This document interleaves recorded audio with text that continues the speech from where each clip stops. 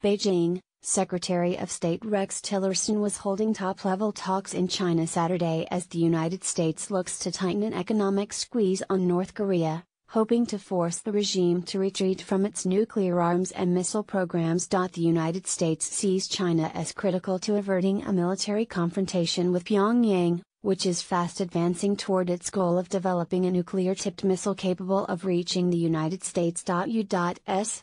officials say Beijing appears increasingly willing to cut ties to North Korea's economy by adopting UN sanctions, after long accounting for some 90% of its neighbors' foreign trade. But to succeed in reaching any kind of diplomatic solution, Tillerson would need to overcome some basic U.S. assumptions about North Korea and China. The first would be getting North Korean leader Kim Jong-un to view nuclear weapons as a liability, not a strength.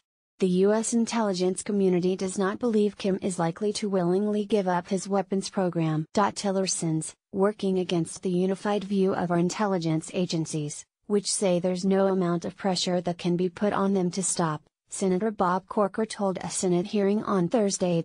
Kim, Corker said, saw nuclear-tipped intercontinental ballistic missiles as his ticket to survival.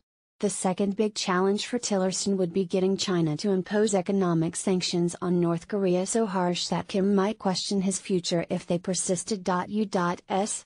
officials, speaking on condition of anonymity, say they believe China's priority is stability on the Korean peninsula, since a political collapse would almost certainly push destabilizing waves of refugees into northeastern China.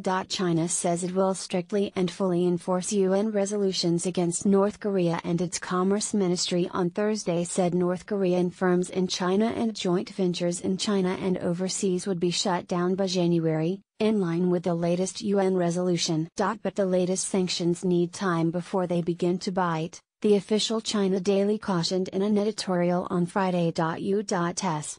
President Donald Trump, who is due to visit China in November, has called for it to do more on North Korea and has promised to take steps to rebalance a trade relationship that his administration says puts U.S. businesses at a disadvantage. Tillerson, whose arrival in Beijing was delayed due to mechanical problems with his aircraft, told Chinese Foreign Minister Wang Yi that Trump was looking forward to his China visit. Tillerson will also hold talks with President Xi Jinping, and China's top diplomat State Councilor Yang Jieqi, who outranks the foreign minister. The State Department did not suggest any major announcements would be made on Tillerson's trip, but the China Daily said it needed to be more than a routine show of mutual goodwill ahead of Trump's visit. The guest and his hosts must straighten at least one thing out: what each can expect from the other to ensure the situation on the Korean peninsula does not deteriorate and spiral out of control, it said. Senator John McCain, who heads the Senate Armed Services Committee, said this week he was skeptical.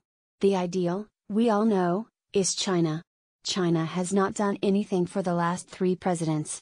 I'm not sure that they're going to do anything with this one, McCain told a security conference in Washington hosted by the Institute for the Study of War. McCain has repeatedly warned that the United States, which neither wants to live with a nuclear-armed North Korea nor go to war with it, may be faced with unacceptable options.